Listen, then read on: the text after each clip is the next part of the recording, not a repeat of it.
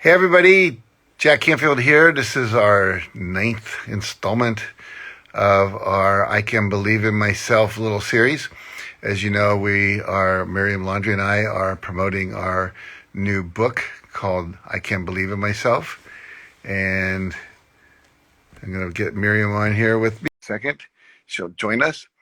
And we're going to talk today about another technique that you can use to build your own success and self-esteem and self-confidence, and also that of your children, whatever age they are, whether they might be little kids or whether they might be teenagers. Hi, Miriam. Hi, Jack. Good to see you. All right. Yes, I'm ready. Good. I was just telling everyone we're here again. It's the ninth of our little series on our new book, I Can Believe in Myself. And you always like to hold the cover up, so I'll let you do that real quick. So I Can Believe in Myself, a little story about a girl in the second grade who has to give a talk, and her fear of getting up in front of the group and her sense that she can't possibly do it. And she learns through the course of the book, of course, that she can. And in that story, you can read it to your children and help them realize they can do anything they want to do as well. So we've been sharing with you a lot of techniques, the mirror exercise where you talk to yourself in the mirror and acknowledge yourself. We talked about heart talks where you have topics that you talk about part around the turn, talk about what they're feeling, what's going on in their life. We've talked about a number of different things that you can do with your kids. Today we want to focus on goal setting and the idea that when you set goals, and you achieve them, you build momentum in your life, you have a sense of accomplishment, you build up your stack of what we call self-esteem poker chips, so you're more willing to play in the game of life. The more self-confidence you have, the more likely you are to risk failure, risk rejection, because we know we can come back because we've got a lot of self-esteem stored up in our self-esteem bank, if you will. And what we talk about, one of the ways you build self-confidence is by surviving a risk. And when you set a goal, you feel like it's a risk because there's a possibility you're not going to meet it. So when you're working with kids, you want them to set goals that they can, in fact, achieve. Mary and I were talking earlier today about you could have the goal that you want to make the soccer team. You don't have total control over that, but you do have control over, I will try out for the soccer team. And then you can go and take that risk and so on and so forth. So one of the things that we want to talk about is the difference between maybe setting goals with really young kids and setting goals with kids who are older, like let's say at the middle school, teenage years. So with little kids, one of the things I like to do is to have them set goals that they can achieve within a reasonable amount of time, maybe a week, a month, something like that. And one of the techniques we used in our family, we called it the goalpost technique. And we would put a goalpost, like that, but there would be legs coming down like this on over here. You don't know what a goalpost is in American football, where you kick the extra point or the field goal. And they would set a goal, and we would have them write their goal on we'd cut these 3x5 cards, these index cards in the little shapes of footballs, and they would write their goal. I'm going to get an A in my spelling test, or I'm going to memorize the words to a song, or I'm going to, kick a practice, 100 shots in soccer and kick a goal by the end of the month, that kind of thing. So basically, once they've done that, and the goal needs to be, well, let me just say this first, the goal needs to be how much by when. There needs to be a time on it. So again, you don't see a time on this. We could have written that, by Thanksgiving, by Christmas, by New Year's, whatever. Or you just know that all the goals going up there are 2-week goals, 1-week goal for this week, that kind of thing. And once they achieve the goal, so the goal is below the bar, once they achieve it, you tape it, or you use a refrigerator magnet and you put it above the bar. So now they've kicked the goal, if you will. And then what we used to do in our family is we would celebrate that by whoever achieved a goal that day or that week or that month, whatever. We had a special plate. It was a blue plate, and then they would get to have a special meal. They could choose the meal they wanted that night. Sometimes it'd be for the whole family, sometimes just for them, hamburger or macaroni and cheese. Wasn't always the healthiest choice when they were kids, usually some comfort food. But again, they got to feel what's the benefit of achieving a goal. One, they got the internal satisfaction of it. Two, they got the approval of the family, the recognition, and they got to get some kind of reward, you might say. With older kids, what you might want to do is have them make a list of the goals they would like to achieve. In my book, The Success Principles, this was the first edition of the book. There's a story by a guy named John Goddard. He talks about all the goals that he wants to achieve before he dies. He wrote this when he was 15. People would come over to the house and have dinner with his dad.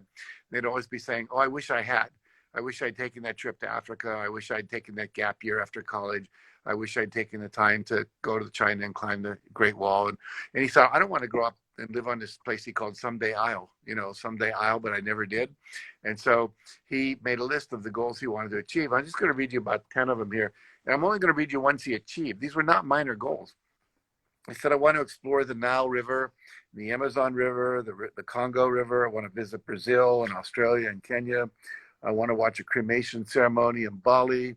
I want to perform 200 sit-ups in a row. I want to broad jump 15 feet. I want to publish an article in National Geographic. I want to light a match with a 22 rifle, meaning he'd hit a match with a 22 rifle from a distance and hit it just so that it would light, milk a poisonous snake, marry and have children. He's got 5 children.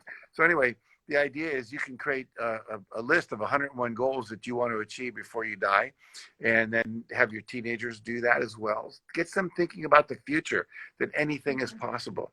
Do that yourself. Everyone share their list. And Miriam, you talked about, we talked about this earlier, about having your kids post their list, like in their bedroom, and having bulletin boards. Talk about that a little bit. Yeah. So with my children, I love goal setting. We sit down 3 times during the year and set goals together. At the beginning of the school year, what their marks are, what they want to get by the end of the year. Do they want to get an award? What teams they want to try out for? And it's not just always making the team, but also trying out, like we said. One that I really like is goal setting at the beginning of the summer. As soon as school goes out, releases and school is finished, we sit down and write down, what do they want to do that summer? And time goes by so quickly. So just being intentional is good, and teaching our kids to be intentional. And I remember my son, when he was 6, he wanted things like learn how to make chocolate chip muffins, and we'd write that down, or have a lemonade stand. So we'd post his list, everybody's list, either on the fridge or in their bedrooms. You can have a magnetic board or a cork board and just put it there, so you're reminded of it, and then you can help them achieve those goals, and then celebrate, like you're saying. Maybe we go out for ice cream after we have the lemonade stand, and go to your board and tick off having your lemonade stand. Now with my teenagers, I do exactly what you're saying, Jack, writing your 101 goals for your life, and they look forward to that. It's just being intentional. Yeah, great. Yeah, and for all of you who are watching, most of you, I imagine, are adults. Make sure you make a list of the goals you want to achieve. I had a woman who was in her 60s make a list of 101 goals. She thought, at first she thought, well, my life is over. And she's like 78 right now. It's 18 years later. She's achieved over 60 of her 100 goals. If you don't put them down, you don't realize that they're there, and you don't focus on them. I have a 134 list goal, 104 goals on my list. And one day I was in Colorado. One thing was to go on a balloon ride, and I'm at this hotel, and all of a sudden I hear this weird noise outside my hotel room, and I see them blowing up balloons.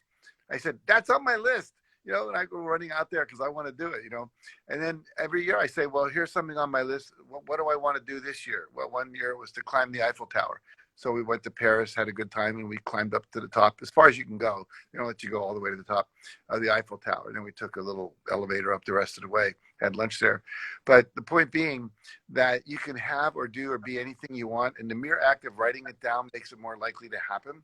So do this with your kids. One other thing that I'll share with you is to always say how much by when. What's the date? The goal should be measurable in time and space. How many buckets are you going to shoot in basketball, or how many foul shots do you want to make before you quit practicing, whatever. And then also by what date. And then finally, we taught you yesterday or the day before about goals, about heart talks, about getting kids in circles and in your family and having them pass around a heart. And I'm going to give you a topic today related to goals that you can ask. if you could do anything at all and you were guaranteed not to fail, you were guaranteed to succeed, what would you attempt to do? What would you attempt to do? You know, and I ask you the same question. Think about that. If you were guaranteed success, what would you attempt to do? Because it's in the attempt that the learning occurs, the success occurs, and ultimately the self-confidence goes up. Remember, self-confidence is a result of successfully surviving a risk. And every time you set a goal, it's a little bit of a risk because you got to put yourself on the line. And as Tony Robbins says, you know, takes massive action to produce massive results. So start small. You know, most kids in America, only 10% of them graduate high school knowing how to set a goal. They've never been taught how to do that. So we want you to begin to do that for your own children, wherever you live, and also for yourself. Any final words, Miriam? Well, we are less than a week away from our book launching. So I think it's really important to instill all of these principles in children when they're young, like goal setting, like having an I can attitude, an I can mindset, and believing in yourself. And that's the reason why we're writing these books for children. It's a great conversation starter to have with your children to be able to form those habits right from when they're young. So make sure to go and pick up our book, I Can Believe in Myself. And it releases February 23rd. Yeah, and you can go to Amazon.com, or that's probably the easiest place to get it these days, especially if you're overseas from North America, where we are. And love you all coming in today. I see people from Cambodia and Saudi Arabia and Iran and Brazil and Canada and the US and just all over the world. Egypt. Yeah, I guess it would be hard to find it. But you can get it online. Yes, I was just going to say, somebody asked, it's also available in ebook for that person that asked that. Yeah, so you can download it wherever you are. I see several people from Egypt. All right, and Portugal. Very good. Yes. All right, well, big hug, all of you. Have a great day. See you tomorrow. And we'll see you tomorrow with one more of these wonderful tips for building self-esteem in yourself and your children. Until then, have a great day. Bye-bye, everybody. Bye.